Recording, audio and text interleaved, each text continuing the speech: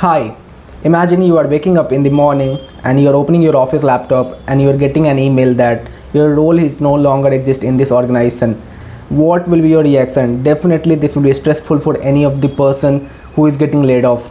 And yes, this is happening with a lot of employees. Thousands of employees have been impacted by this layoff in big tech companies like Meta, Amazon, Microsoft, Oracle, and many other companies that I'm not mentioning here. So what is the main reason of these layoffs? We'll try to understand in this video.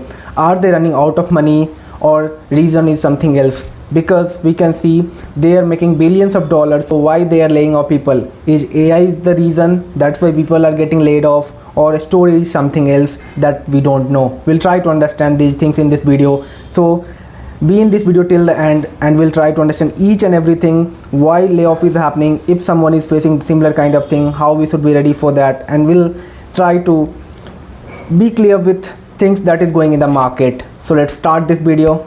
So far 2026 is the one of the biggest layoff year in tech history, and we can see that multiple layoff trackers are mentioning that more than 1 lakh people has been laid off in till May of 2026. And these layoffs are happened in big companies like Meta has laid off 8,000 people, Oracle has laid off 30,000 people, and many more companies has laid off thousands of people.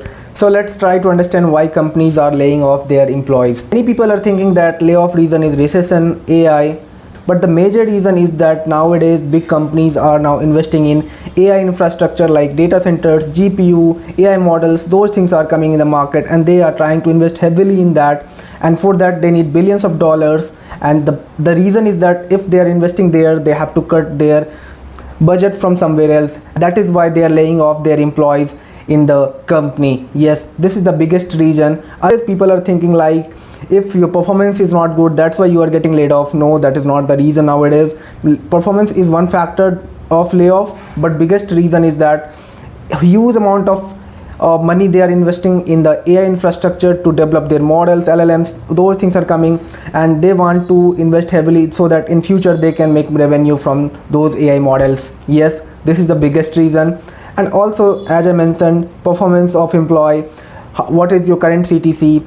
Like if you are at higher CTC side, you will be definitely first one who will be impacted by any layoff in the market. Because if you are highly paid and someone close to your experience is getting less paid and he's doing similar kind of work, time companies laying off the people, you will be at higher side of risk. Yes, this is the major reason companies are laying off nowadays. Now let's try to understand, is AI actually replacing software engineers? Things are getting interesting here, because if you will see recently, OpenAI CEO Sam Altman said that though AI is increasing our productivity, doesn't mean that it is going to replace everyone, and still companies are hiring people. Yes, this is true. AI is not replacing us completely. The answer is in between somewhere. Today AI can write boilerplate code for us. It can write documentation, SQL queries, unit test cases, many other things that are repetitive things, and those doesn't need deep level of engineering concepts. That can be done by AI easily. But when it comes to talk about real engineering concept where system design, logical thinking, those things are very complex, that time definitely AI can help there also, but still engineers are needed to guide the AI.